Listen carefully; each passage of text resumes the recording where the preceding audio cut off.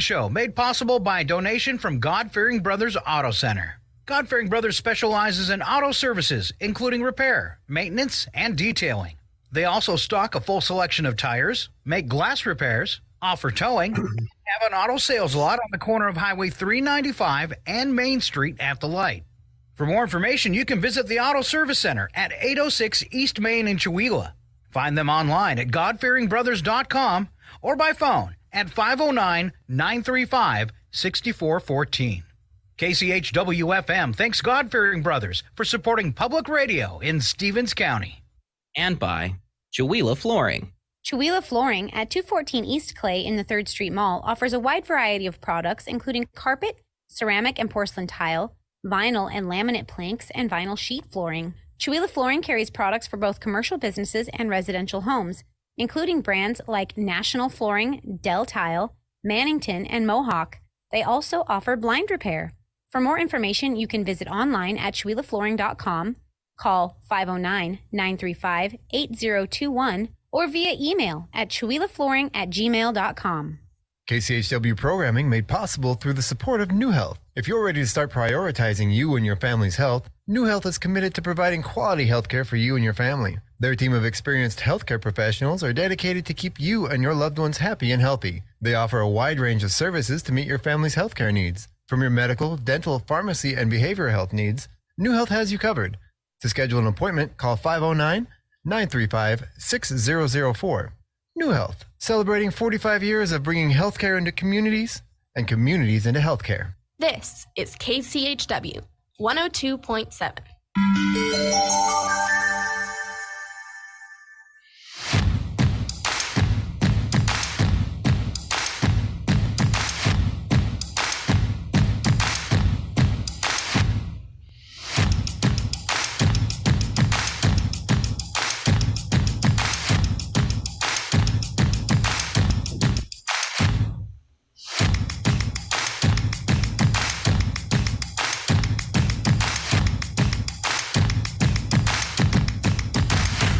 Good morning. It's KCHW 102.7. Get started on a Wednesday, and we have a full cast of players for you this morning.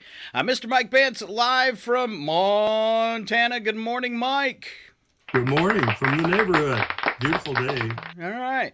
And joining us, our special guest today, Larry Fetter from Parks Partners. He is a consultant for the city. We're going to be talking about parks and recreations as we get started this morning. And then our station manager, Chuck Ritchie, in the studio, helping us control everything this morning. Thank you, Chuck. Trying to, anyway. Trying to? We'll get it going here.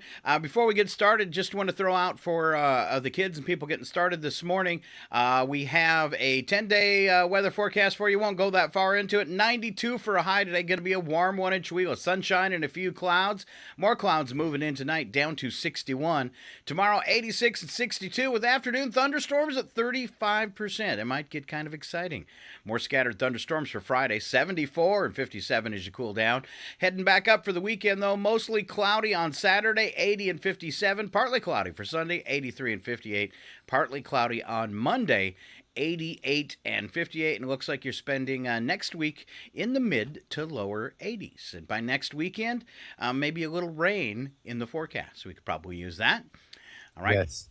For the kids, let's see, Wednesday, mini Cinnies, a variety of cereal, fresh fruit, fruit juice, milk choice. And then for lunch today, I have chicken nuggets, French fries, fresh veggies, fresh fruit, and your choice of milk for the kids.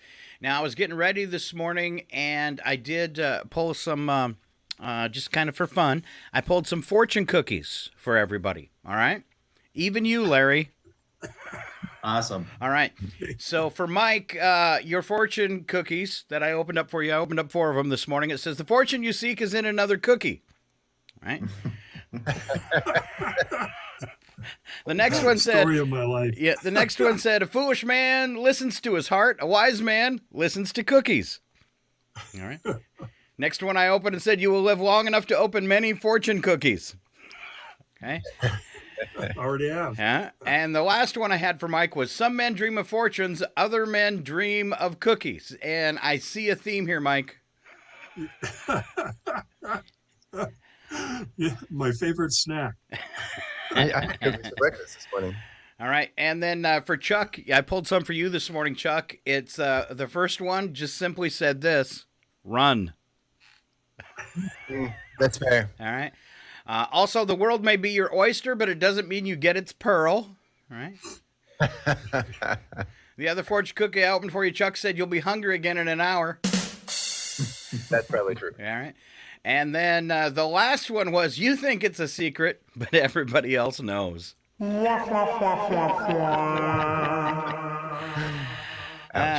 right. Let's see what we can open up for Larry here with a good fortune cookie. See if we have something for him. Larry, it says, never forget a friend, especially if he owes you. All right. I have plenty of those. It's a good day to have a good day. Your third cookie said, never kiss an elephant on the lips. And Larry, since you've got a tough job, never wear your best pants when you go to fight for freedom.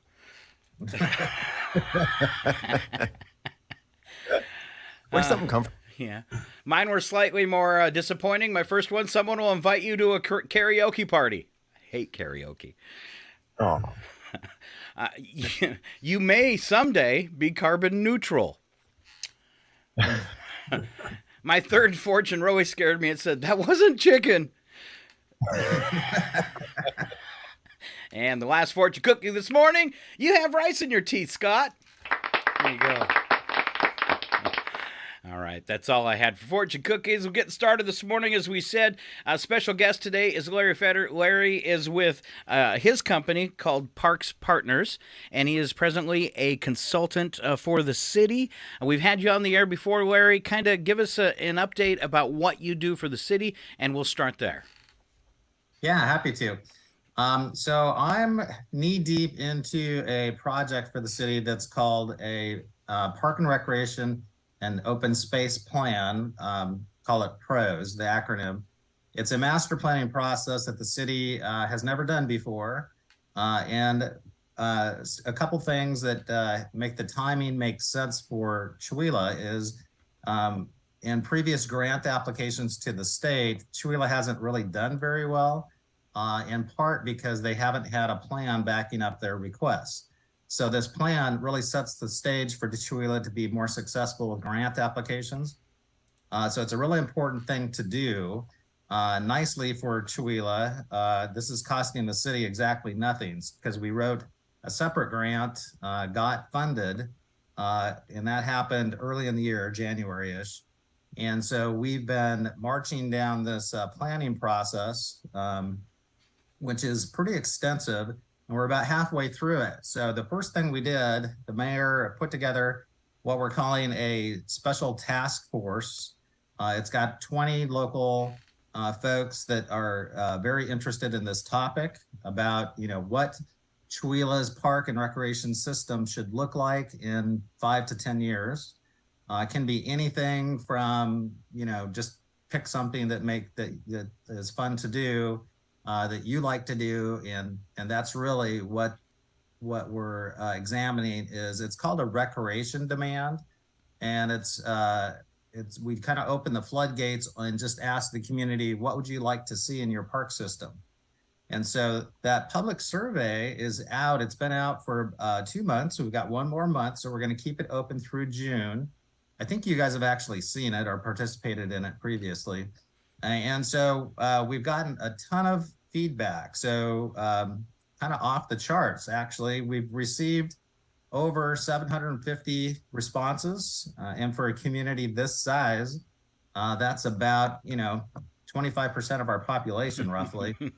And so we're kind of off the charts relative to, usually if you put a public survey out and you get 4% back to validate it, you're thinking you're pretty good.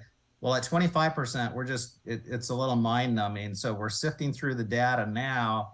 And I'll tell you, if I may, kind of the top thing so far that people are interested in is an indoor aquatic / recreation center. That's by far the number one single item. And you can imagine, with the loss of the swimming pool years ago and the way trends and YMCA's work and all that kind of stuff, It's of super high interest. Trails have become extremely popular. And so, things like the Centennial Trail in Spokane. So conceived here is a trail that would kind of parallel Chewelah Creek and would have a spur going up to the golf course. So from Chewelah south to north. And we've come up with a route to do that. And we're going to be talking about that at the next task force meeting. They only meet once a month. And so we really have to be very focused with that task force group. So we will be walking away with a trail plan element as part of that, and other trail connections that could be a regional trail system that would go from Deer Park all the way up to Kettle Falls. So Chewelah wouldn't be taking that on, but we would just be focusing on our section of that. The tribes are part of the task force, and they're very interested in a trail connection out to the casino. So the task force is pretty dynamic that way. And who knows what other trail connections we'll be considering, but those are the prominent ones. And then, sorry to talk so much, but the last thing I wanted to share with you about the task force is with Chewelah's population, we've got about 14 acres of park space dedicated. So the main park is 8 acres. And then we have a Frisbee golf course and just a few other small parcels. Add all that up, we're at 14 acres. And for our population, Chewelah North and South, we should have twice that. We should have about 27 acres. So even for today, according to a national standard, which is pretty typical, we are what we call park deprived. And so it's been interesting to kind of let folks know, especially if you live south of Main Street, because Main Street, if you can imagine, Main Street divides Chewelah north and south, right? So if you're south of Main, you don't have park access. You can't easily walk to a park. There's nothing. You have to go all the way down to the main city park, which is a pretty good walk. It's good for people to exercise, right? But typically what you want is a park to serve your neighborhood in about a half a mile. So that's really the target is, are there park opportunities south of Main Street that we can explore? And so we're actively looking at properties south to add to our inventory here in Chewelah. And so some exciting things are going to come out of this plan that we're going to be sharing with the community. And that's part of it.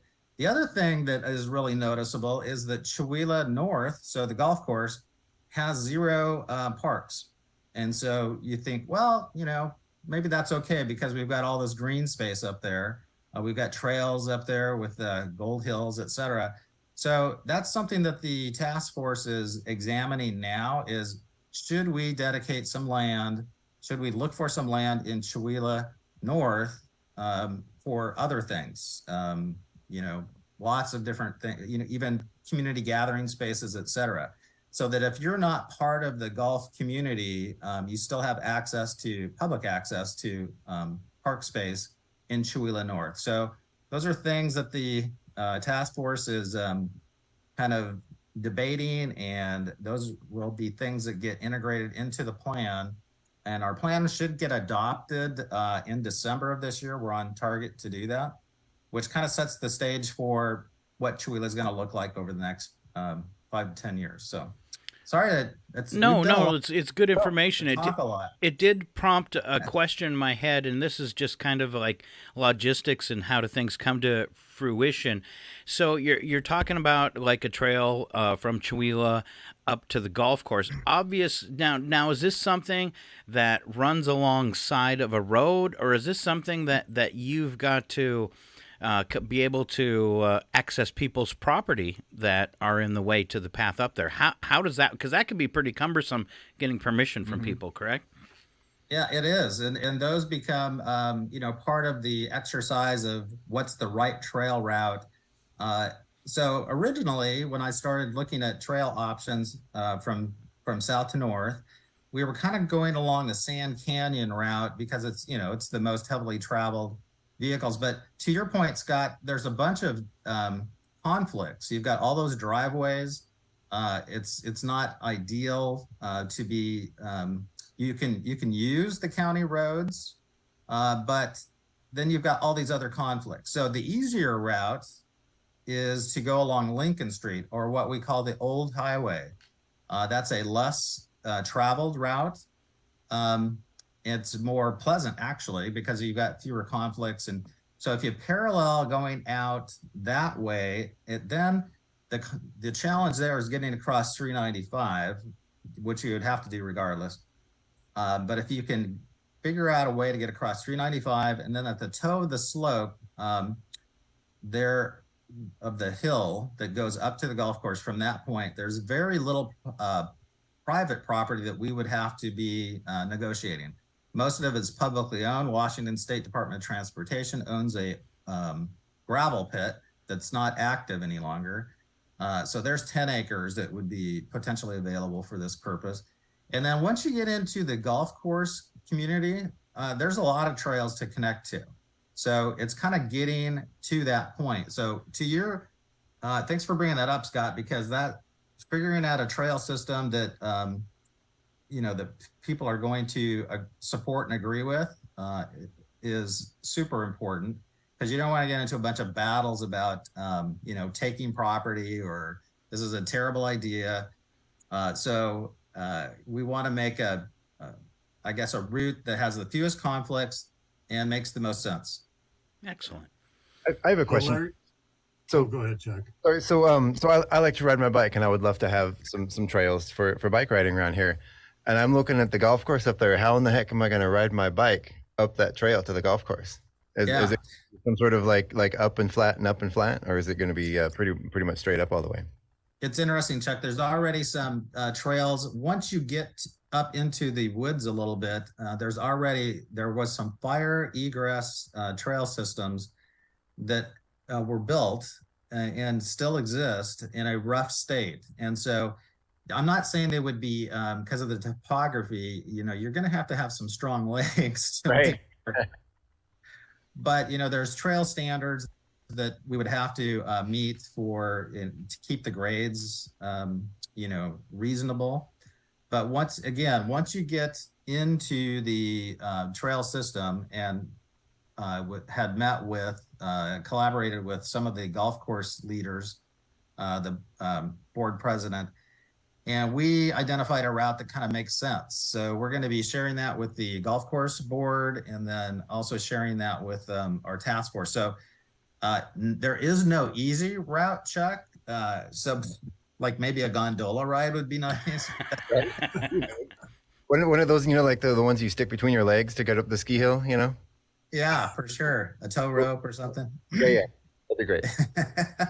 But, the Gold Hills community, they're just blasting away at getting their, dirt bike trail system going, and they're making a lot of progress. So they would, of course, love to see more trail access coming down off the hill. So it's going to be a growing community of users. So if we do build it, it's going to get plenty of use.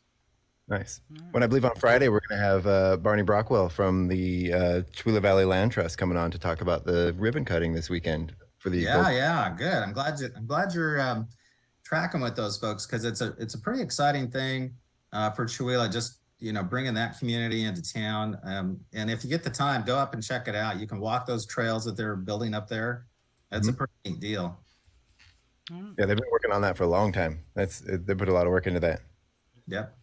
Mike, did you have a Larry, question? one of the things that jumps out at me is they bring in these new housing developments. Does the city have it set up to where they have to have a certain amount of like pocket parks or land set aside for the development for the park system?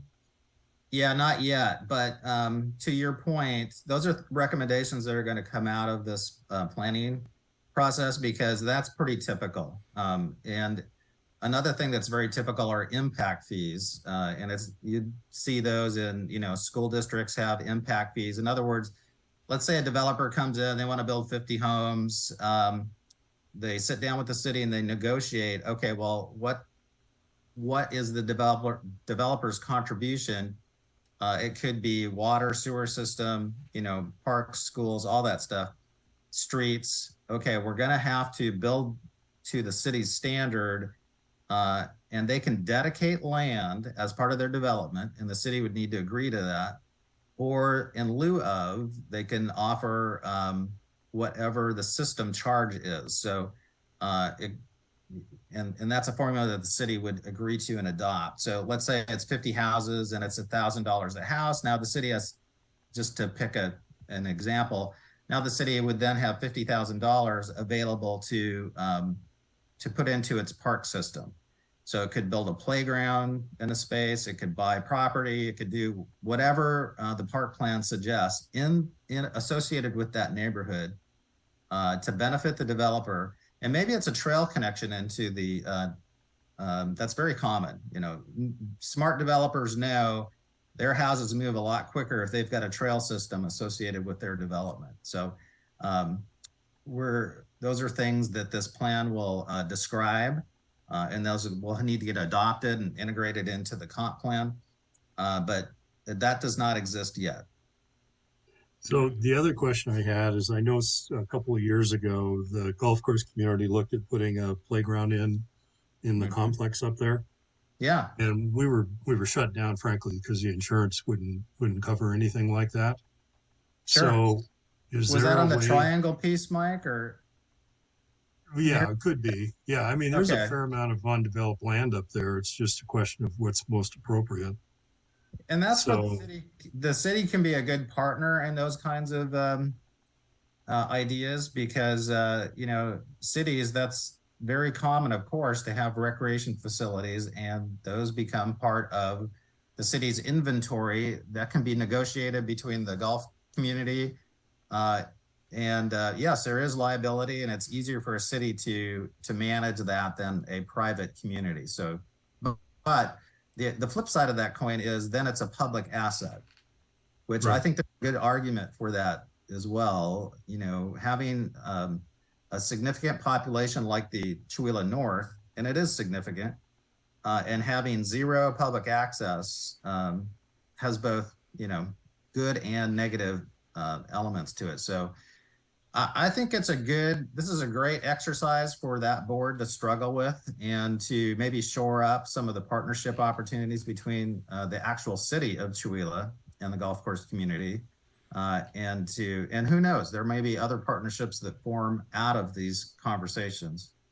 All right.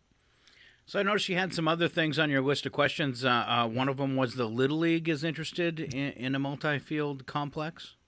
Yeah, thanks for bringing that up, Scott, because it's it's interesting. As soon as you open up a can of worms, which we did, and years ago, a couple of things have happened relative to our kind of legendary Little League field.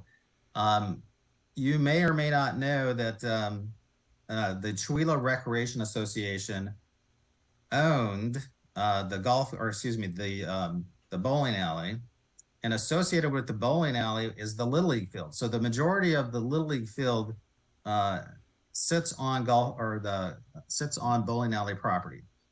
Well, that wasn't an issue until the bowling alley got sold to the Copper Bowl from Paulville. So now the Little League is technically owned by a private operator. And so the question became, well, what's the future of our Little League? You know, what if this private operator decides they're going to put a, business there, or expand a parking lot, or, change that use, which they could. And so that would leave Little League without a home. So I contacted them, the Little League leaders, and said, look, are you open to a conversation about what the future looks like for Little League? Because we're going to be expanding our park system over time, and potentially we could integrate a Little League multi-field complex into that plan, so that you would have the ability to host tournaments. At least 2 fields right now makes sense for Chewelah. And back in the Chautauqua days, they would host tournaments and have to kind of, have multiple locations to have a tournament. And Little League and girls softball are still pretty popular and strong. So they said, of course, yes, of course, we'd love to have a multi-field complex and have it be our own and not have to share it with the school district or anyone else, yes, we would love that. So we've been meeting, and the Chihuahua Recreation Association still exists. They're interested in being a partnership on a new complex that would be located on a separate piece of property. We're looking at several opportunities to locate a complex. It could be already existing city-owned property. It could be school district property. It could be property that we need to acquire. But you can imagine our Little League was developed in the 50s. Our Little League field was developed in the 50s by CRA, the Chihuahua Recreation Association. And it served its purpose for a long period of time, and now it's kind of constrained. It doesn't have the opportunity to grow with Little League. So that's a long way of saying we're integrating some kind of a Little League facility into our plan and looking at several places where we could do that. And I've done this several times in other communities, so it's pretty familiar work for me. But yes, thanks for bringing that up, Scott, because they're pretty jazzed about the opportunity to do that. So when you're doing these plans, is this a component? I mean, how much of it is looked at as we're going to serve the local population, and how much is looked at it as tourism? Because those Little League games, like during Chautauqua, brought a lot of people to town. Yeah.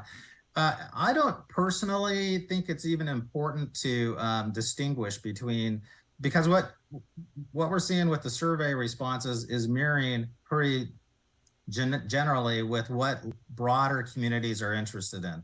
So if Chihuahua does invest in more trails, if it does invest in this kind of facility and other kinds of, let's say it gets an indoor aquatic / rec center, those become the return on your investment is huge, because we're competing with Deer Park and Colville and other communities for these developments. And so once Chihuahua shows that it's willing to invest in itself, developers are all over it. They're very highly interested. And it's like, oh, geez, that's going to make it a lot easier to sell my houses here. If we've got all this recreation available, if the school district is strong, and you've got those all add to things that you are familiar with quality of life. So if your quality of life standard is high, there's access to these kinds of facilities. It's a really high return on your investment. Yeah. Chuck, I think I cut you off. Well, I was just I've noticed you see online, and I've heard you've Greg was telling me about how you've had interactions with some of these people before. A lot of people have a deep emotional attachment to that Little League field over there, and my understanding is when that trail system goes in by the creek, that and part of this new ball field is to alleviate the issues that having to cut into that ball field to run that creek. What would you say to those people that have issues with actually having to cut off some of that ballpark? Yeah, Chuck, there's two things, and thanks for bringing that up, because these are significant. You're exactly right. There's two names associated with our current Little League field. It's the Baughmans and the Coffees. And so in a new complex, that legacy would carry over. So we would probably end up with two fields on a new complex, the Bowman field and the Coffee field. It actually makes a little more sense that way. But your point about legacy is true. But we can bring that legacy with us. So in a new complex to serve the future. So that can be a difficult conversation. But the mayor and I actually agree strongly that until we have a new home for Little League, we're not interested in putting a trail along Chihuahua Creek that would interfere with Little League, because it just is the wrong thing to do. Right. So we would have an alternate route, or just wait until we had a new home for Little League that they're excited about, and then decommission the existing field, which we can do respectfully, and celebrate, the past, and celebrate a new facility that's going to be much more functional for the Little League community. Excellent. Yeah.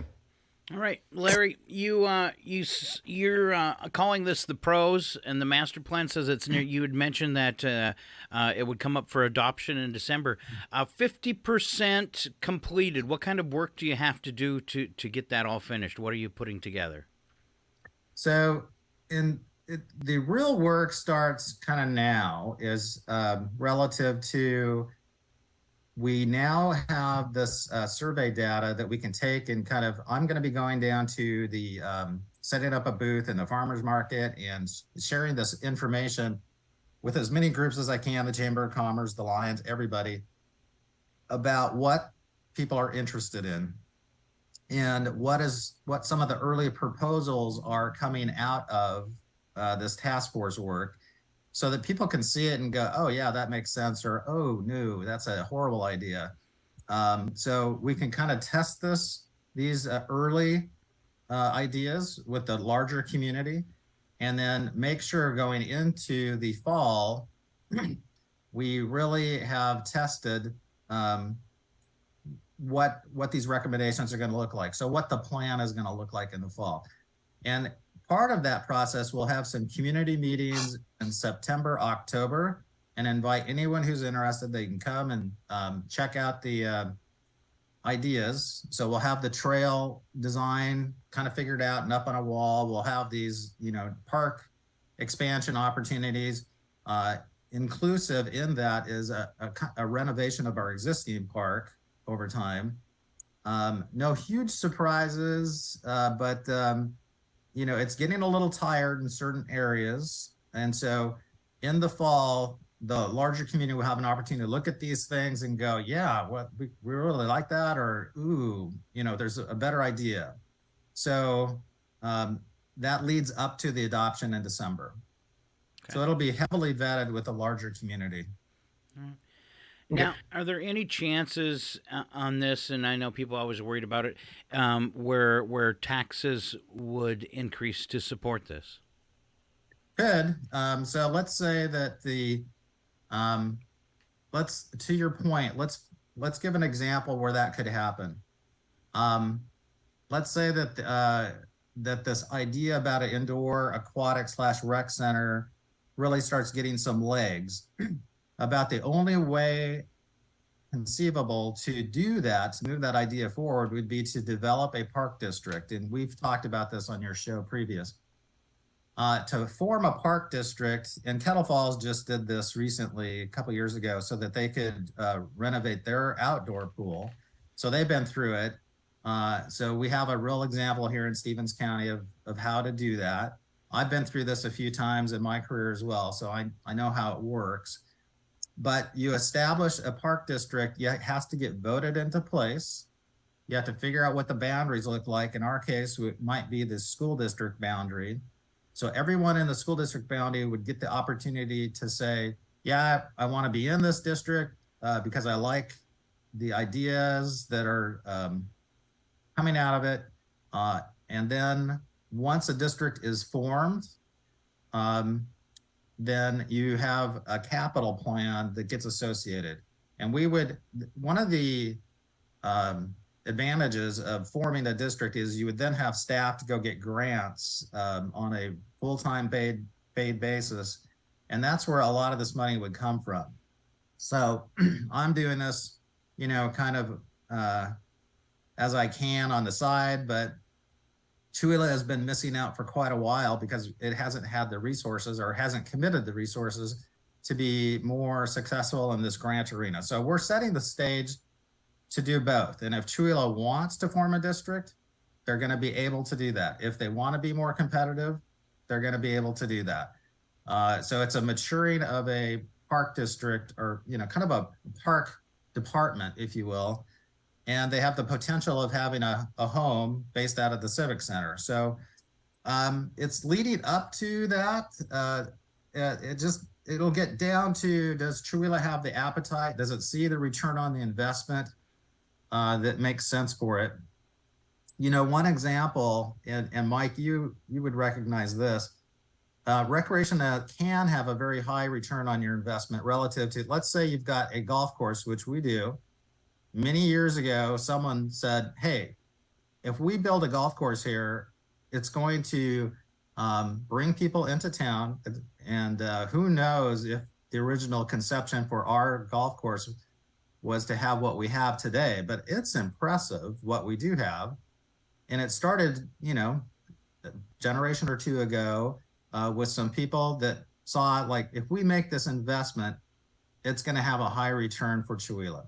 It's the same conversation with a park district. Does it make sense for us to invest in these park facilities that this plan talks about? And so am I willing to support it? So it sounds easy, but it's really a lot of education and I guess, convincing people that this would be the right thing to do to get, if they really are truly interested in these kinds of facilities. In your experience, I'm sorry, I keep cutting people off. In your experience, would you say, so that's a pretty lofty goal. You said you've had these 750 responses to the survey. It's a pretty lofty goal. Everybody likes the idea, it sounds like, of an aquatic center. In your experience, is the only way to pull something, which is very expensive to build, is the only way to pull something like that off a tax district? Is that the only avenue to having an aquatic center? It's the most conventional way to do it. So for example, that kind of facility would be very similar to like a YMCA. If you go to Spokane, there's several YMCAs. The challenge there is, why don't we just get a YMCA to come to Chewelah and then check the box? Well, they're a business also, the YMCAs, and they know what the population requirements are to be successful. So they need a much larger population than Chewelah can provide. And people want to live in Chewelah because it's a small, rural community, but people do want access to these kinds of facilities. So the only way that I'm aware of, short of some benefactor giving us, $10 or $15 million to pull this off. And even if they did, even if you had someone, let's say Paul Allen or Gates, write us a check for $10 or $15 million to build it, then you got to operate it. So even if you had that kind of a gift, you'd still have to have some method of operating it. So that requires staff. When Chewelah had a swimming pool, I used to lifeguard and manage that pool. It was pretty disappointing to see it torn out. But that's how I got into Parks and Recreation. So to me, it's a personal loss that we Chewelah lost that facility. And so to answer your question, that is the most practical method to get these kinds of facilities. Otherwise, you can have a plan without any resources and it's not going to go anywhere. Okay. So those are your two options. You're either going to say, okay, the plan makes sense. We agree. We support it.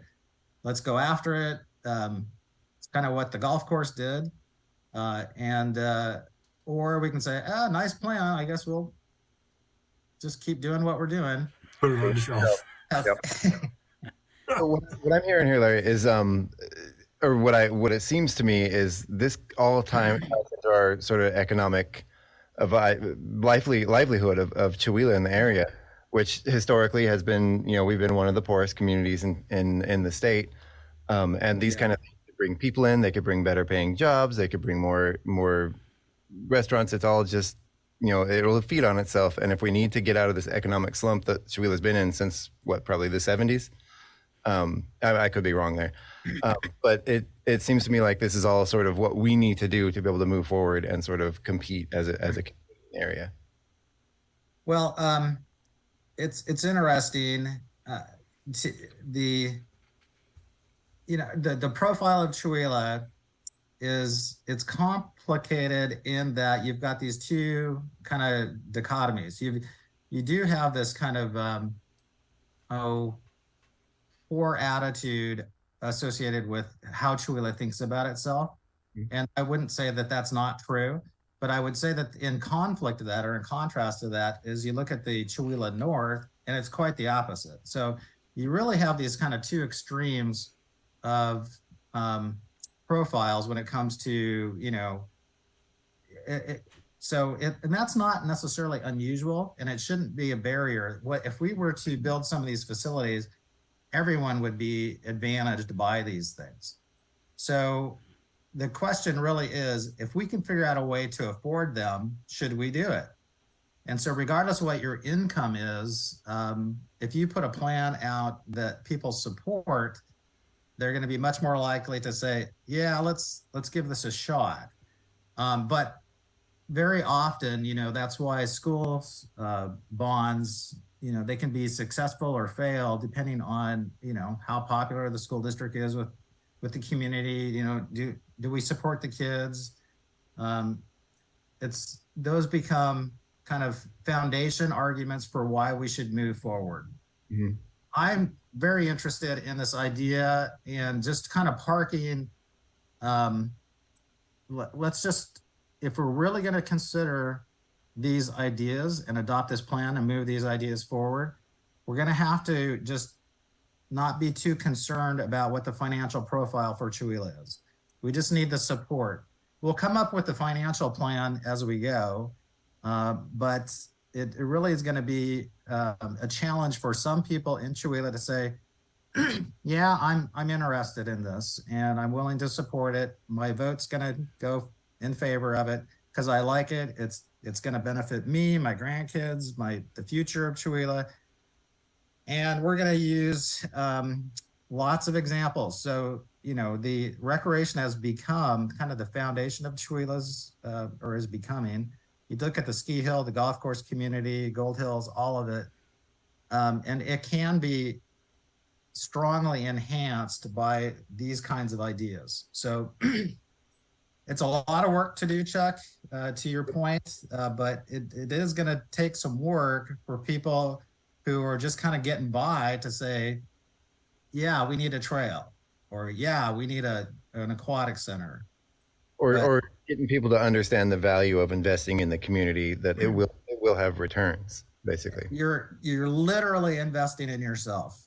It's literally investing in yourself. So it's a complicated, it's a simple message, but it's a complicated process to get things moving ahead. But there's lots of examples of communities that have done that. It takes strong leadership. We've got a strong mayor, a strong city council, who has asked me to do this. And so they're very interested in moving this forward. All right. Now, you mentioned the 750 people that filled out the survey. Is the survey still out there? Is it done? Mm-hmm. It is still up. It's still up, and we're going to keep it open through June. So 3 months.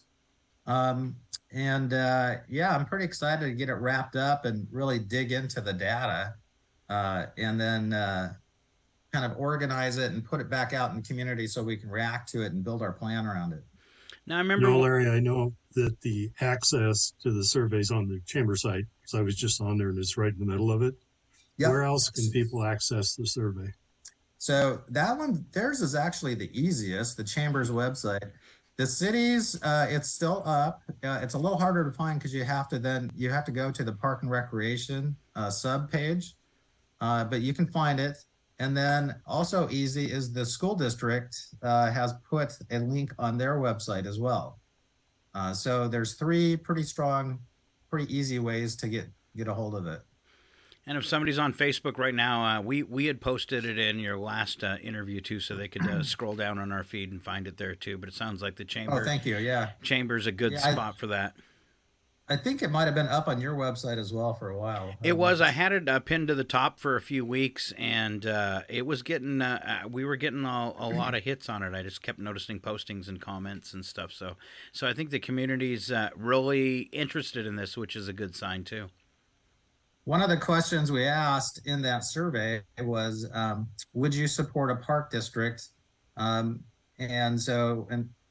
right now, most of the responses overwhelmingly are saying, I would support it if it was affordable and made sense. So that's our goal. Let's make it affordable and let's have it make sense. All right. Yeah. Anything that you would like to get out to people, to other timelines or any other kind of information that we might have missed today, Larry?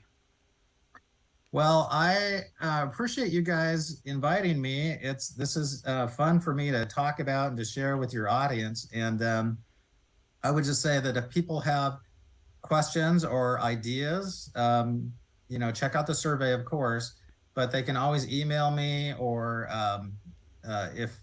and I'm trying to get in front of any group that'll tolerate me, and just share this information about what we're up to, because the one thing that will stall out a project like this is not getting information out. So, you put a plan together and you only have a very small amount of people that are familiar with it. Who's going to support a park district if they don't know anything about this project? So I appreciate what you guys have done to help me get the word out. So if folks have groups that they would like to invite me to share what we're up to and to get them involved, we've got this very dynamic arts community that is part of our task force. And so any one of these pockets of communities where there's special interests, we want to make sure that there's motivation within the plan to support what they're doing as well. So there will be part of the plan dedicated to how can we assist our arts community, whether it be theater or oil painting or whatever they're interested in. And so those are going to be also included in the plan. So there's something for everybody in it. All right. And if people want more information, we have our interviews at 8 o'clock, and we started off right away the show with this interview with you. So invite our listeners, if this is important to you, or you as well, Larry, if you want to steal it, a great interview today with Larry, and you'll be able to find it again, share it with other people through our Facebook page at KCHW Radio, or our YouTube page at KCHW Tube. You'll be able to share those with other people too, so get the word out. All right. Anything else, Larry? Any questions? Oh, I actually have one really quick one. Oh goodness, I hit the mic. So going back to the Civic Center, and this was a conversation again I had with the mayor a couple weeks ago. One of the, I guess right now there's a lot of expenses involved and a lot of legal things involved with renting that space. I think that keeps it sort of empty a lot of the times. And he said there was a plan to possibly make that more accessible to the community, that center. Yeah. So this is not, it's going to sound potentially like a criticism on my part, but it's not. Chewelah has, with its small staff, has not done a very good job of making that very valuable asset available to the community that it's serving. And that's in part because it doesn't have a park department to manage that facility. That would be normal. And that's, as a park director for 40 years, that's something that I would have been doing if I was managing a park department in Chewelah. So instead of going to the mayor's office or the city clerk and saying, and you get these 3 forms and you got to, you got to buy insurance and you got to do this. And, you got to sign out your life to get a key. And then, don't forget to turn the lights off. All that goes away with a park department because you've got a staff person there, turns the lights on. It's a much more practical process. Cities incur liability constantly. They're never going to, as long as the city is doing what it's doing, it's going to have liability. But that should not be a barrier to access into that facility. So you just make it simple. You sign the form, if there's a fee, it's small. And you really want to get people in your public facilities like that. So, we've got some folks on city council that this is a new idea to them. It's like, okay, oh, wow, you mean we don't have to recover for our insurance? No, this is normal. So those are just kind of training opportunities and kind of just rethinking how you do business. And so access would be definitely improved. If we do get the grant that we've applied for to renovate the Civic Center, I'm strongly recommending that they simplify and streamline their use policy. All right. The radio station itself has used that over the years for talent shows and things like that. It'd be nice to see things change there too. All right. Yeah.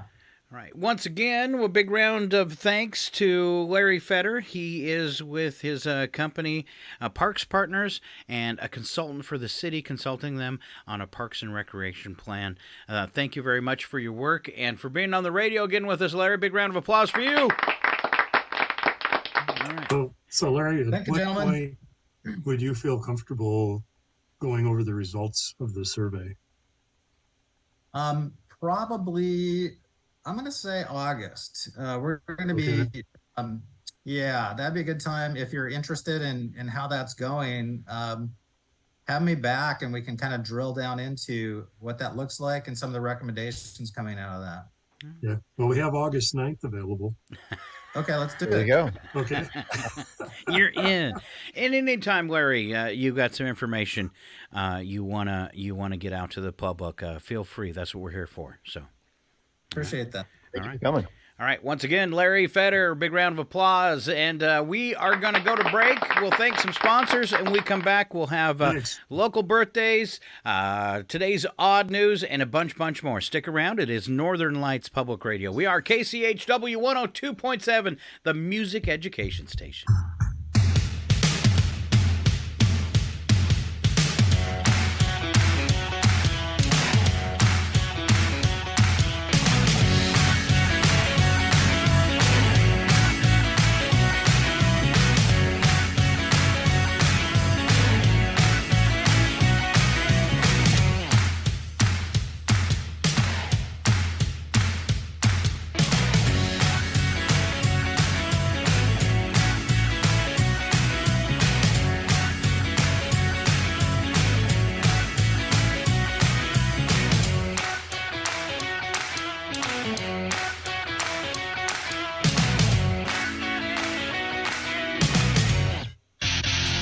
You're listening to 102.7 KCHW Shawila.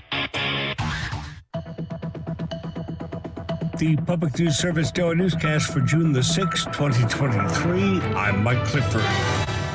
Indiana ranks closer to the bottom of the U.S. states where you'll find healthy seniors living than the top. That's according to a new report.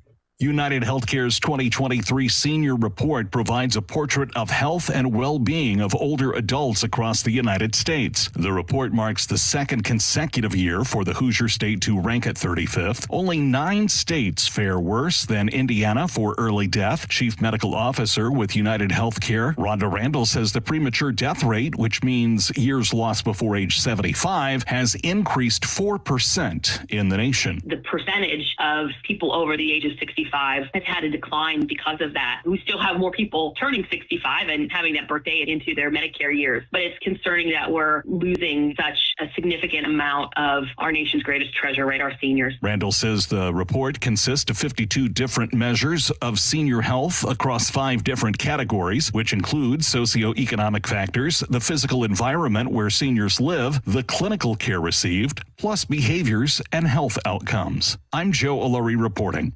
That same report finds the healthiest states for older adults are Utah, New Hampshire, Colorado, Minnesota, and Vermont. Now for the Miami Herald, a Texas Sheriff's Department recommends the DA there in Bexar County bring criminal charges over Ron DeSantis' so-called migrant relocation program. According to the Herald, the sheriff completed the criminal investigation into the on-the-ground operations that allegedly lured migrants onto the flights with the false promises of jobs and opportunities on the other end. And a court hearing next week would help determine whether an eastern South Dakota mayor will face a recall election. The legal wrangling surrounding a possible recall vote concerns the mayor of Baltic, with the next hearing scheduled for June 15th. Joshua Spivak is an author and expert on recall elections. He says because South Dakota law prevents statewide office holders from being recalled, it has set a tone where even local leaders have rarely faced that situation. But he says residents and activist groups are showing a lot of interest in statewide ballot initiatives. Voters like this, and it's not a conservative and it's not a liberal position to like direct democracy. Spivak says several proposed statewide ballot questions are already being set up for the 2024 election. It follows high-profile questions put before South Dakota voters in recent years. Those who support such moves worry about what they call citizen lawmakers working around the legislature. I'm Mike Moen. This is Public News Service. And in case you didn't know, this is National Safety Month. Congress being urged to take swift action to pass the Rail Safety Act of 2023. The measure aims to prevent future disastrous train derailments, such as the most recent East Palestine, Ohio, and the Maryville, Tennessee derailment in 2015. Brittany Kohler is Legislative Director for Transportation and Infrastructure at the National League of Cities. She says the Railway Safety Act is about stopping the continuous cycle of train wrecks, often with hazardous material on board, that put the health and safety of communities at risk. We need to reevaluate rail safety and ensure that we are keeping up with the modernizations that are needed. And what we can do together is pass this bill and continue to work on rail safety. The bill would require state emergency personnel to be notified of what chemicals are on board train cars coming through their communities. For Public News Service, I'm Danielle Smith. Now an update on a ranch that sits in a dramatic canyon in the foothills of the southern Colorado's San Juan Mountains, right next to the Rio Grande National Forest. Purchased in 1962 on a school bus driver's salary, Josie Rebal Abeta's parents left the 821-acre parcel to their 6 daughters in 2005. Abeta says she was determined to keep the land the way her father had kept it, but 4 of her sisters wanted to sell the property, considered extremely valuable to area developers. And 2 of us did not. And I had heard about a conservation easement where you could still keep the property. The owners would get paid to keep it the way it was, and I thought that was a win-win situation for everyone. But Abeta found the right formula working with the Rio Grande Headwaters Land Trust, and the easement was finally completed last year. I'm Eric Galatis. Finally, Edward J. Vieira lets us know Virginia environmental advocates are not happy with the U.S. Supreme Court's recent decision on the Clean Water Act. In his opinion, Justice Samuel Alito described those wetlands as having continuous surface connection to waters of the United States. Dr. Wally Smith with the Clinch Coalition says legal debate over these wetlands has gone on for some time. He feels these non-contiguous wetlands are much needed to help areas fight off ever-worsening storms. If you have things like storm events that produce a lot of runoff that might otherwise make its way into a river, those wetlands can help filter out some of the pollutants that might otherwise make it downstream. And they can also capture a lot of that runoff and slow its flow to essentially buffer against things like flood impacts in those downstream waterways. This is Mike Clifford for Public News Service, member and listener supported. Here's on interesting radio stations, your favorite podcast platform. Find our trust indicators at publicnewsservice.org. It's 8:16. Your KCHW Morning Show is made possible by donations from Chihuahua Flooring. Chihuahua Flooring at 214 East Clay in the 3rd Street Mall offers a wide variety of products, including carpet, ceramic and porcelain tile, vinyl and laminate planks, and vinyl sheet flooring. Chihuahua Flooring carries products for both commercial businesses and residential homes, including brands like National Flooring, Del Tile, Mannington, and Mohawk. They also offer blind repair. For more information, you can visit online at ChihuahuaFlooring.com, call 509-935-8021, or via email at ChihuahuaFlooring@gmail.com. Your KCHW Morning Show, made possible by a donation from God-Fearing Brothers Auto Center. God-Fearing Brothers specializes in auto services, including repair, maintenance, and detailing. They also stock a full selection of tires, make glass repairs, offer towing, and have an auto sales lot on the corner of Highway 395 and Main Street at the light. For more information, you can visit the Auto Service Center at 806 East Main in Chihuahua. Find them online at godfearingbrothers.com or by phone at 509-935-6414. KCHW-FM thanks God-Fearing Brothers for supporting public radio in Stevens County. This is KCHW Chihuahua 102.7 FM.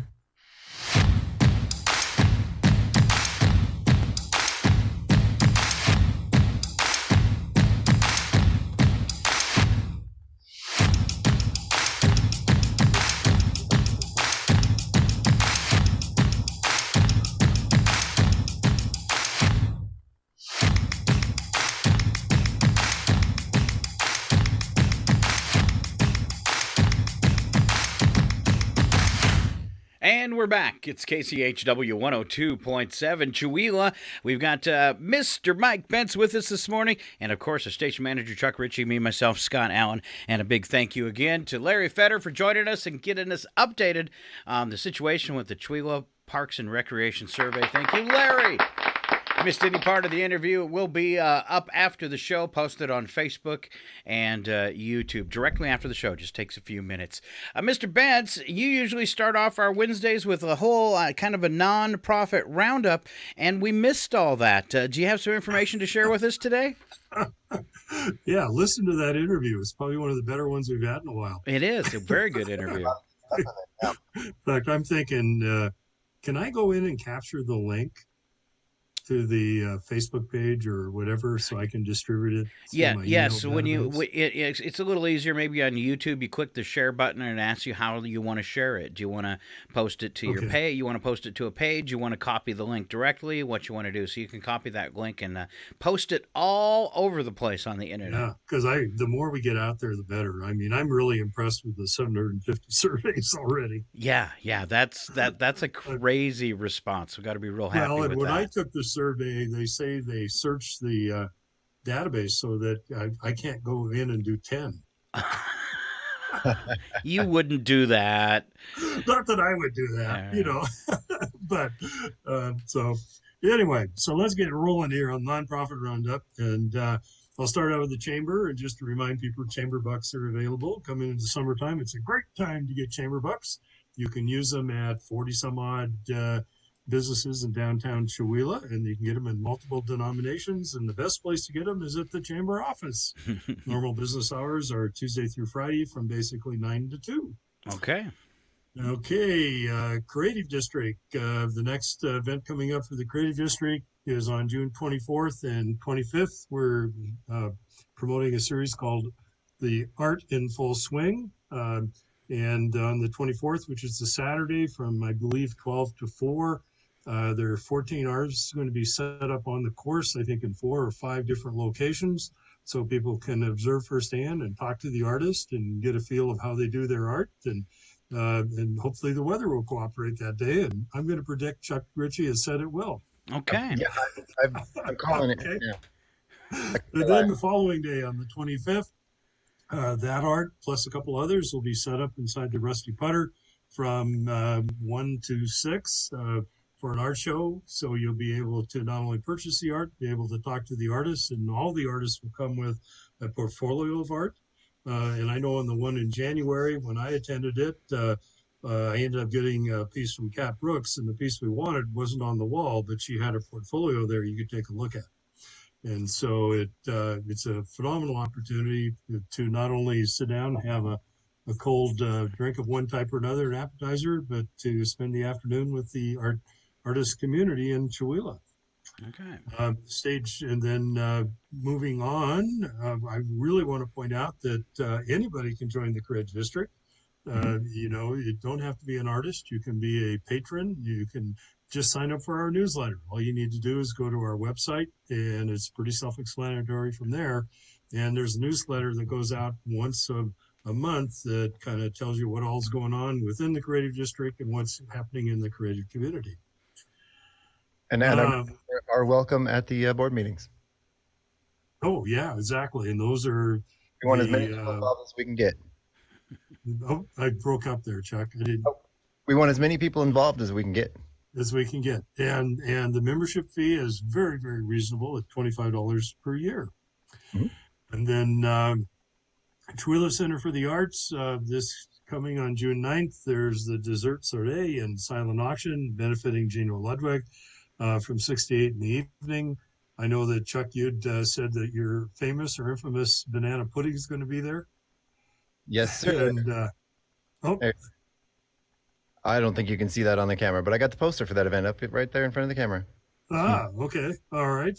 And if I've been in Chihuahua for a period of time, or even if you haven't been in Chihuahua for a period of time, Gino and Sharon Ludwig have been movers and shakers. That'd probably be an understatement, wouldn't it, Scott? It definitely an understatement. And in the Chihuahua community. So everybody can show up for a silent and live auction, live entertainment, and dessert.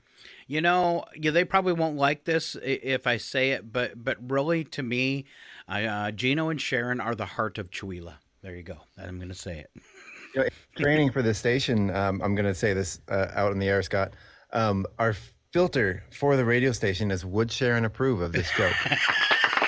And that's the thing that you've taught me since the beginning, Scott, is you got to tell yourself, would Sharon be okay with you saying this on the air? In fact, Chuck said something one day, and I talked to him about it afterwards, and I said, would you say that in front of Sharon? No, I would not. No, I would not. Then you shouldn't say it on the radio. Right. Oh, okay. I get in trouble with the FCC, but I wouldn't say it in front of Sharon.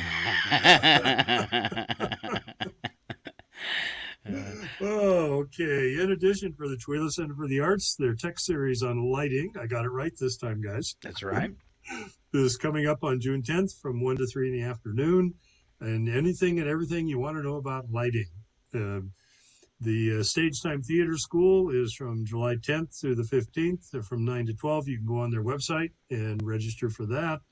And to me, when I jumped on there, and I mentioned this last week too, and I'll continue mentioning it, the 2023-2024 season is on their website and starts on September 21st. So you can plan the next year on what you're going to attend through the Chihuahua Center for the Arts. All right.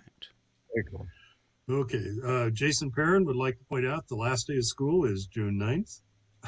So, and then from a city library miscellaneous, the co-working every fourth Wednesday is the El Press from 11 to 2. And I think, Chuck, last week you said when you show up for that, please mention you're there for that. So we can, Laura can get a count of how many people are showing up. I think that personally is a phenomenal opportunity for people that work from home or work by themselves to be able to share stories and support within that community. Well, and I did talk to Jessica Setti about this last week, and she said that she talked to a number of people that were there for that event. So that's good to know. Good. Super. Okay. I'd like to point out that if you're technologically challenged, the library has tech help every Monday through Thursday from 3 to 5. And library story time is back at 11:30 on Tuesdays. Okay. Mm-hmm. Then if we had an earlier Larry Fetter, just to remind people, the City Parks and Rec Survey is still up and running. It'll run through the end of June. You can access, probably the easiest place, it sounds like, is to go to the Chamber website because it pops up right in the middle of the face page or the front page. And then you can get it also at the city, on the city website. You have to look under Parks and Recreation. And where else did he mention, guys?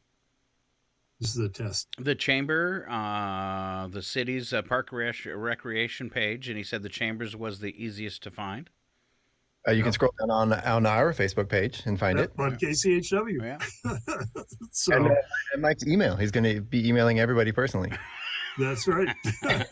That's right. Once I get the link, it'll go into my email database, and then I'll send it on to the golf course and encourage them to put it into their database. There you go. So, and then last, but definitely not least, because I've been observing this for almost 4 years now, the Gold Hill ribbon cutting is coming up on June 10th. And I've been up on that hill actually way before they even got it. And it's a phenomenal 480 acres, by the way. That they acquired about, I'm going to say 3 years ago, maybe 4 years ago, through a grant and with the idea to develop non-motorized recreation capabilities up there. And so I was able to observe when most of it's done by hand. They did bring in a big excavator to build a parking lot up there and some of the harder parts of the trail and smaller excavators, but the vast majority has been done by hand on weekend, like Saturday morning type work crews. And so I think that's a phenomenal opportunity. If you don't know where it's at, if you go up Sand Canyon, take Golf Course Road, and just past the maintenance shops on the right-hand side, you'll see a little sign. Hopefully they got a bigger one there now, but a little sign that says Gold Hill, and it'll take you up to that parking lot. So be there for the ribbon cutting. I know I saw it posted on Facebook, and there's a fair number of people who say they're interested and going. And it did hit the Stevens County stuff, and it's getting around. So that to me is a huge asset.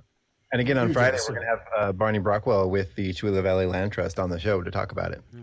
Is he coming in at 8 on Friday, Chuck? Yes, he is. He'll be joining us at Zoom. Okay. We're on Zoom at 8 o'clock on Friday. All right. Yep. Yeah. And my hat's off to those people, because I remember when they came and talked to the golf course board 4 or 5 years ago, because, the golf course is right next to it. So you want to have a friendly neighbor. And it borders most of it actually on the west or south and west side. From the beginning, the golf course has been a big promoter of getting it there. I mean, it's a win-win for everybody if you think about it. You can play a round of golf and work your frustrations off on the trail. That's right. And then when you get done, you can stop by the Rusty Putter and get something cold to drink and a bite to eat. So there you go. See how he works that in? Right. I got to cover all those nonprofits. And if you got time, you go right by the pickleball courts, and you can stop by and play a game of pickleball. Okay. That's right. Oh, I do want to add on Saturday, June 10th at 1 p.m. is the cornhole tournament that is sponsored by the Chewelah Valley Lions at the American Legion Post 54 in Chewelah. Always fun. Prizes and raffles and all sorts of stuff, all supporting the Lions. Exactly. Yep. All right. Exactly. Who, in my opinion, is probably one of the most dynamic public service organizations in Chewelah. They do a lot. I don't think people realize how much the Lions, they're out there and they do their white cane days and stuff, but I don't think they realize how much they do, because it's not something you share. Some of it has to do with medical for people.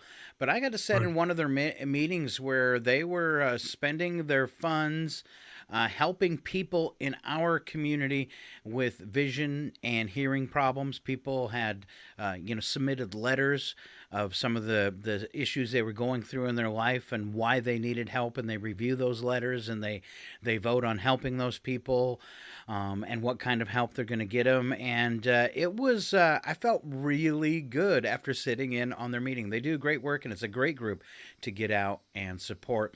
I've got a couple other things off of the chamber calendar and our own calendar. You were talking about the stuff going on at the library, but we did forget that Brandon Hansen will be there at the library today. One of our radio co-hosts that shows up whenever he feels like it. He will be there from 10 to 3 today. It's because he's got too many jobs. So it's First Wednesdays with Ted. He's got a new child, too. Yes, and he's got a new baby. So it's First Wednesdays with Ted, and that's taking place at the Chewelah Public Library today between 10 and 3. Quick note, it's an annual event, kind of a cool one, 6 to 8:30. On Thursday night, it's Night at the Garden at SETI's. We also have our farmers market between 11 and 3:30 on Friday. And then, as Chuck mentioned, that was on the chamber calendar too, the cornhole tournament starting at 1 p.m. Off of the KCHW website, you can always submit public service announcements there, community announcements, things like that on our contact page. And we do have a couple that came in from there. First, a reminder that the Springdale Rodeo is coming up this weekend. Tickets are available on their website, FrontierDaysRodeos.com, FrontierDaysRodeos.com, or you can purchase those tickets at the gate. Let's see, rodeo time coming up on Friday, 7 p.m., and then on June 11th, 2 p.m. So 2 p.m. on Saturday, 7 p.m. There on Friday, if I've got my dates right for the 10th. Or is that Saturday? I got to get back to that calendar. That is Saturday. So Saturday rodeo, 7 p.m., Sunday, 2 o'clock in the afternoon. Sorry for that mix-up. Back to our calendar, another one. This is important for the kids. This came in from Susan. It's the Tasty Program, Temporary Added Sustenance to Youth. This is our summer food program for kids, and applications for qualifying families are available. And those, I'm going to give you the distribution begins on the 19th. I'll give you the list in just a second. Want to throw out that Tasty has one fundraiser this year, and that is a silent auction, which is scheduled for the evening of June 22nd at the Quartzsite Brewery. Now, if you need to get your kids registered for this, you can do it at the Senior Center and 10 other locations that are involved with the program. And if I can get this to open up, I believe that includes our area food banks. I'm sorry, I'm waiting for it to populate. And we're gonna get Suzanne from the Tasty program on the show before then to discuss it a little more. All right. In a little more. So we've got the Chihuahua Guest Elementary, Chihuahua Food Bank, Valley Schools, Valley Food Bank, Summit Valley School, and Addie Food Bank. I believe they're looking to serve, this year's goal is 175 children. Last year it was 163 kids in our community that benefited from that program. So don't forget about that if you need to apply, and of course the fundraiser as well. So, all right, anybody else have any other community news? If not, I will move on. Well, I've still got the golf course. Oh, sorry. Go with the golf course there, Mike. Well, the junior golf camp's coming up on June 20th through the 23rd, so you have to get a hold of the Pro Shop for registration on that. It's from 9 a.m. to 12 p.m., and I believe they're restricting the total number of participants this year to, I think, 60 or 70. You just, at some point, you just can't handle more kids than that, given the amount of support staff. So, and as I think I announced a couple of weeks ago, Josh Olsson is back at the golf course as the director of golf, and he was kind of the mover and the shaker on that golf camp for several years prior to him leaving for a couple of years. And it definitely is a good time for people to get exposed to golf. Dustin did a really great job with that camp, by the way. My kids did it, and they really. Yeah, both my granddaughters have been through it, and you're right, absolutely right. And they're small enough classes, I guess, for lack of a better term, that they actually get individual instruction with the volunteers, and they rotate them by grade, basically. So you don't have 17-year-olds with 6-year-olds. And then at the end on Friday morning, they get to go with an adult and grab one of the golf carts and go out and play the 9-hole course. They can play anywhere from 1 to 9 holes. And then they come in at lunchtime and they have hot dogs, hamburgers, that type of thing for the kids. So fun. It's a good time. Yeah, so it's a fun time. On the 16th, Rusty Putter's doing their Father's Day barbecue. And I don't know if people are aware of this, but they got a big smoker this last fall or early winter. And so they've been practicing up their, pulled pork and brisket and things like that. So that'll be up and running. And then on the 17th, the JSS has their 10-year high school reunion there. And then coming up for the first time ever in July, and we'll spend more time on this as we get closer, is Pickleball Fest. Pickleball has been the fastest growing sport in the United States for actually 3 or 4 years now. And the pickleball courts are on Par Drive in the golf course, and they're open to the public. And they have what they call open times where teams don't play on Monday, Wednesday, and Friday from 9 to 11:30, and they actually offer free instruction. And I think Chuck asked last week, what's pickleball look like? And it's basically taking a tennis court and bringing it down to 4 individual courts. And it's for old people like me, or people that don't want to be as vigorous as they do with tennis. You don't want to have to sprint all the way across the court, right? Exactly. So Foursquare had a baby. So other than that, I think that's all I have as far as the community, but just like to point out for people who say there's nothing to do in Chihuahua, shame on you. Shame on And you. when are we supposed to sleep this summer? There's so much going on. Exactly. It's nice to see things happening in the community and lots of exciting stuff and stuff for the future and stuff to get out and enjoy the outdoors. We'll find out more on Friday, too. And it's just a thing, I think, that builds the community even bigger and supports tourism. A lot of good things happening in town. All right, moving along this morning. Let's go ahead. Chuck Ritchie, I kind of sent you a text. I don't know if you saw it. Grab that calendar and share today's local birthdays with us, if you could, please. Right here. All right, please. Give us today's local birthdays. All right. So for our birthdays today, we have Barb Adams and Tim Lawrence. And then Lanny and Pauline. Oh my goodness, I'm reading the wrong day. My apologies. I'm so sorry. I was a week off. We had birthdays last week. Today is Gavin Stevenson and Joey Wilzinski are having birthdays today. And Jim and Brenda Danford are having an anniversary. All right. I know those people. So you said Joey Wilzinski as in Joe, or? It says Joey. I know Joe had his birthday a couple of weeks ago. Okay. All right. But this is Joey. Joey. All right. That's probably not the Joe everybody knows. All right. There you go. Applause all the way around. You see him around town, point and laugh. Tell him we talked about him on the radio. Before we head to history with Mike Bentz, I'm going to go out our celebrity birthdays for today. Financial expert Susie Orman turning 72. Kenny G, 67. Beasist Pete Wentz from Fall Out Boy, 44. Jeff Garland from the Goldbergs, 61. Ron Livingston, 56. Mark Wahlberg, 52. Nick Kroll from Children's Hospital, 45. Sophie Lowe from Once Upon a Time in Wonderland is 33. Twitch and YouTube star Ninja is 32. And Rick Riordan from the Percy Jackson series looking at 59. Moving on to history, we call it Happened Today with Mike Bentz. Okay, what day are you on? I have different You're on birthdays. the wrong day, Scott. Am I on the wrong day? No. I just want to say it is stuck charted? I was on the wrong day. Okay, today's birthday, Tom Jones, 83.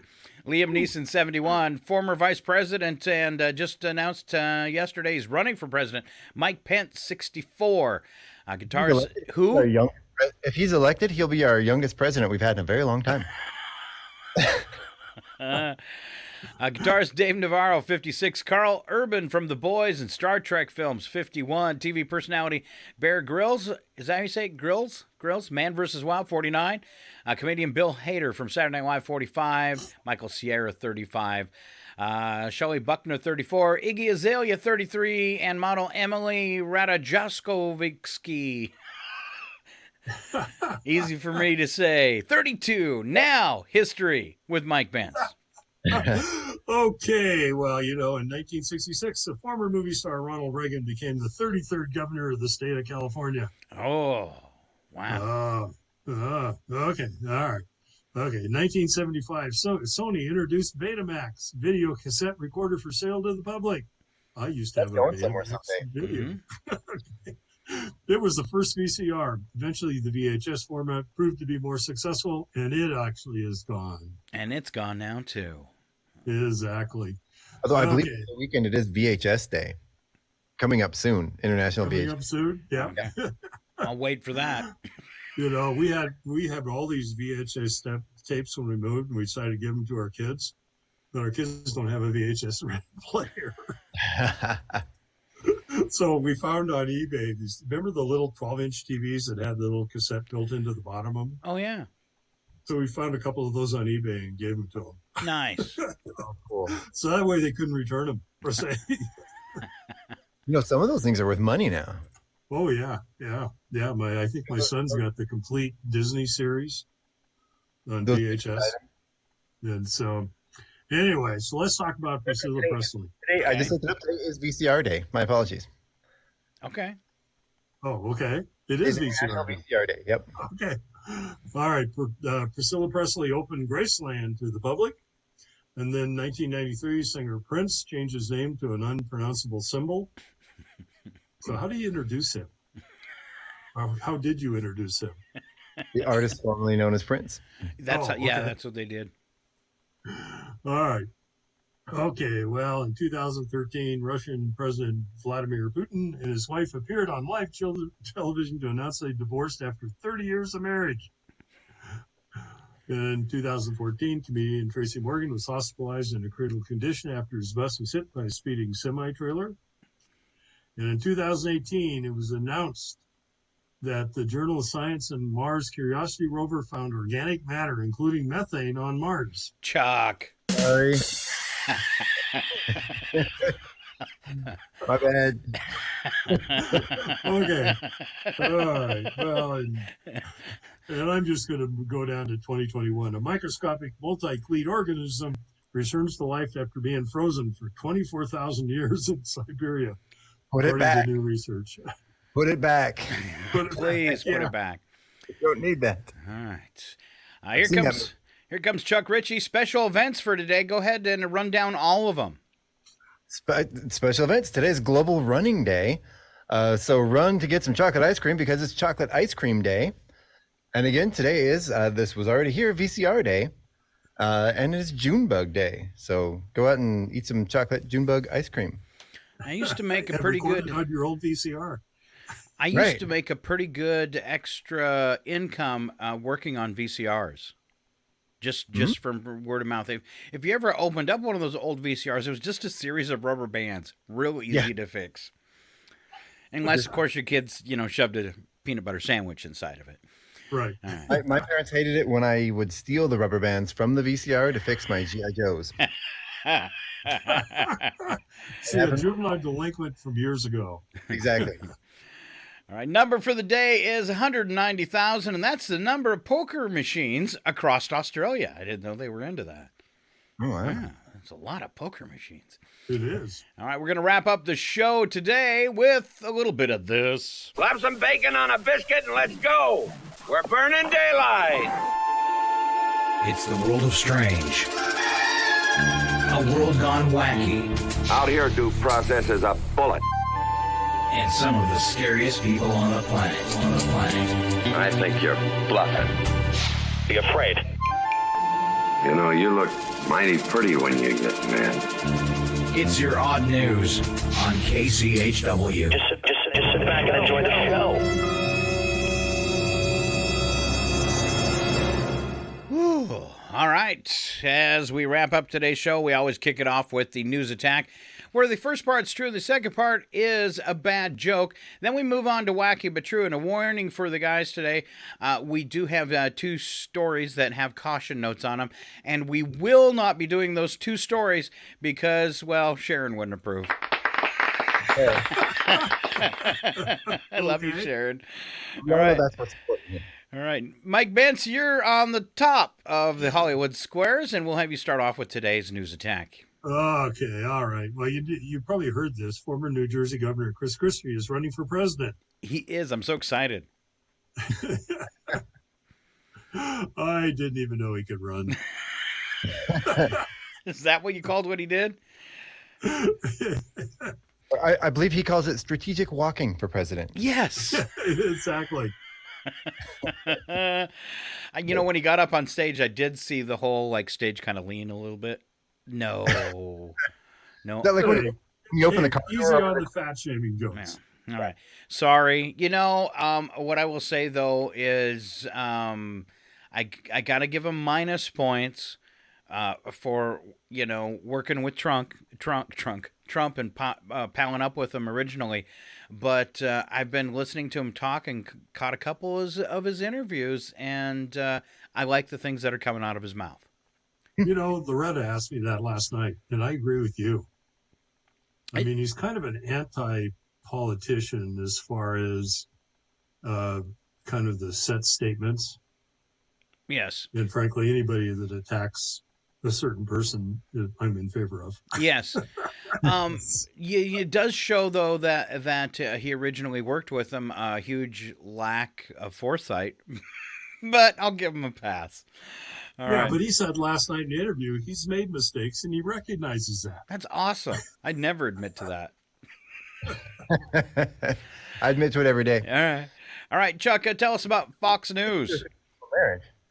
A Fox News host is being roasted for saying on air that we don't need to save the Earth because there is an afterlife.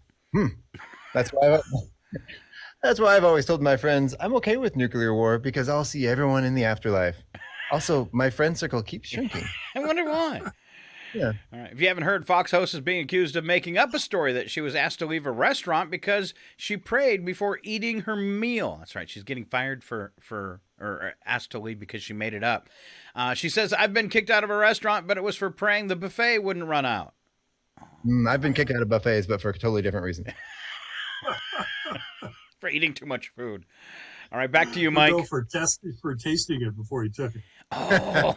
You ever see people do that? No. Just reach in there and grab a little piece and a bite. Yeah. Oh, yeah. And say, do I want this? Ooh, no, not that. Oh. Okay, so you're gonna let me talk about Apple, huh? Yes. Okay, Apple's updated iPhone operating system will warn you if someone tries to send an unsolicited nude photo. Okay. The notification will read, brace yourself for awkwardness. I'm going to go ahead and get an Apple phone and that updated operating system just because of Mike.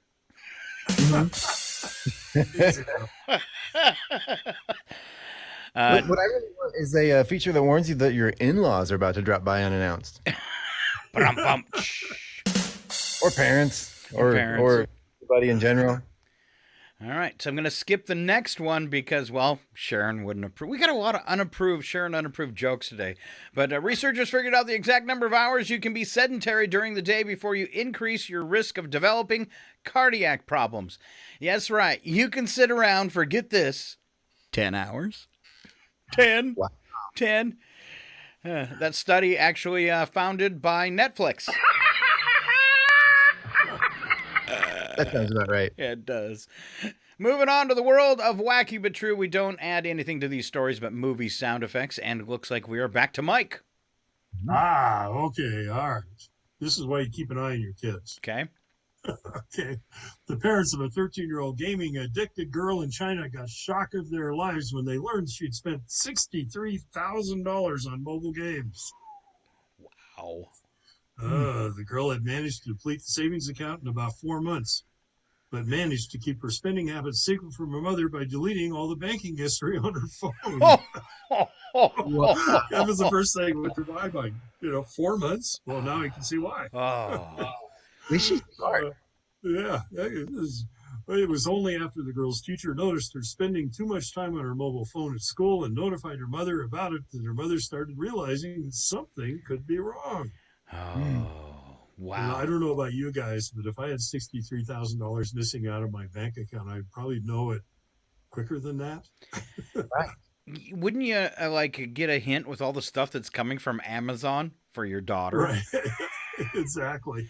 Well, no, it was a gaming thing, so it's all just in-app purchases. Oh, wow. Okay. Wow. 63,000 on mobile games. Wow. Good catch, Chuck. That's why my mama taught me this. I don't ever want you to associate with little girls. Why not, Mama? Because little girls are the devil. Nah.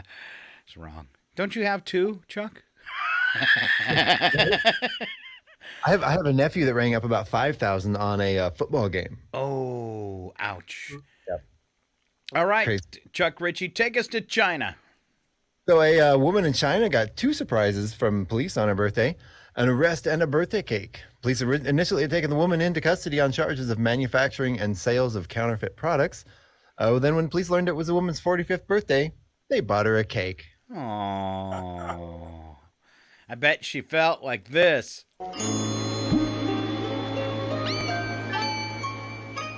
Happy birthday! All right. I'm guessing they didn't give her the knife to cut it with. Yeah. All right, on to Finland we go, where a millionaire in Finland issued a speeding ticket of nearly $130,000 for driving about 20 miles an hour over the speed limit. Why so much? Finnish law states that punishments can be handed out in proportion to the offender's income combined with the seriousness of the crime. Man's fine was equivalent of 14 days of his income. Wow. I think I just keep speeding. Davenport? He's never driven through that. Well, that's a kind of a novel idea if you think about it.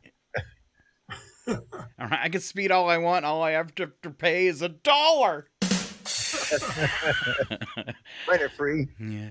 Man previously paid fines of $68,000 and $102,000 for traffic violations in 2018 and 2013, respectively. Let's go to the scene and see what actually happened. You know how fast you were going? What? How fast you were going? 65. 63. Officer, isn't the speed limit 65? Yeah, it is. All right, Mr. Mike Bant, skip all the way down to the bottom and tell us about that American driver who took a wrong turn. Okay. An American driver has been arrested by Canadian police after making a wrong turn and ending up in line to cross the Canadian border while in possession of hundreds of thousands of dollars worth of cannabis and a large amount of cash. On Friday, the 60-year-old male was following GPS coordinates that he'd entered improperly. As the driver had no passport, he was referred to a secondary examination. During the inspection, officers discovered 400 pounds of cannabis and over $600,000 in U.S. Wow. So apparently... Now, don't you think at some point you'd know you're in the wrong spot? Right? Well, maybe the border would have been a big heads up. Big heads up, yeah. You know, all those barriers and lights. Isn't smoking weed into Canada like one of the dumbest crimes ever? Especially since it's legal there. I mean, I think they've got money already. I don't understand. Probably. Yeah. It is legal there across the country, so kind of weird you'd want to take all that in there. Let's see. This is what one of the guards asked him. Could I buy some pot from you? Oh, no, he didn't. All right, last story. I had to stole this one because we were running short. In Brazil, an unidentified man hailed a cab. The man had lots of household appliances with him, so the cabbie helped him load into the cab. It was while he was helping the cabbie that the cabbie realized several of the items looked familiar to him. Yup, the man had robbed the cabbie's house and was now loading the cabbie's stuff into the cabbie's taxi. How many times can I say cabbie? The cabbie dropped the thief off at his own house and then called police. And the moral to this story, right here. Well, revenge is a feast best served immediately. Yes, it is. All right, that's our show for today. Wow. Mike Bentz and myself, Scott Allen, we are proof that you can leave Chihuahua, but Chihuahua will never leave you, huh, Mike? That's true. That's true. And a round of applause, too. Getting up early is a new thing for him. It's our new station manager, Chuck Ritchie. It's getting easier every week. All right. Yeah. All right. I think we got Alan Milani on vacation tomorrow, so we will be an Amigo short tomorrow. But Chuck and I will be here. And then Friday again, me and Chuck. And Chuck, you brought in a special guest for Friday. Tell us about that as we head out.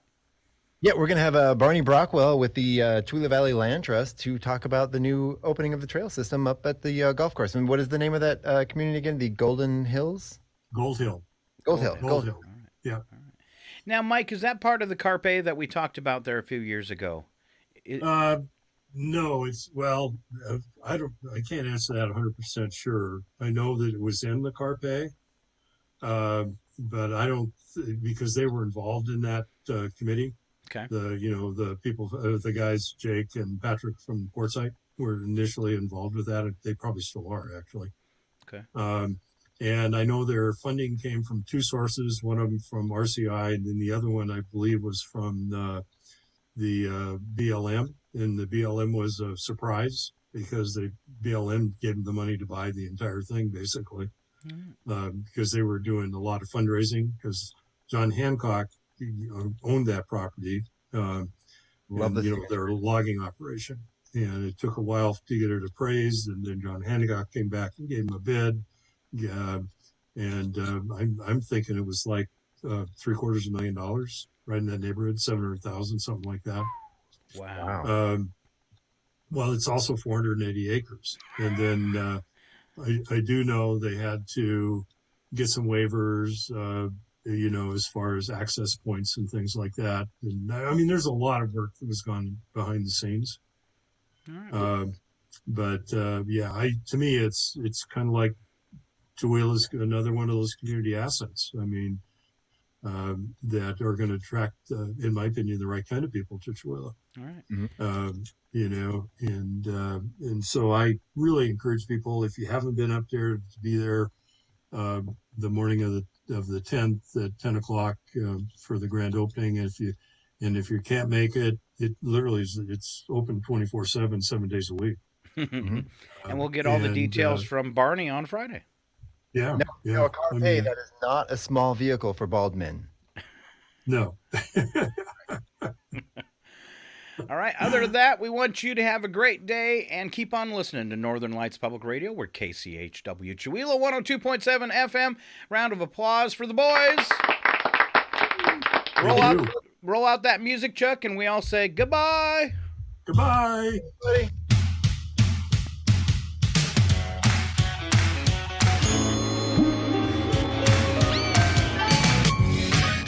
Happy birthday!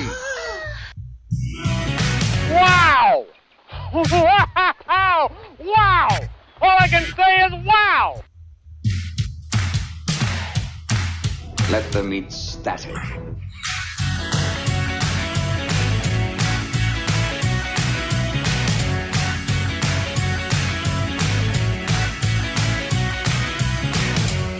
Hail to the king, baby.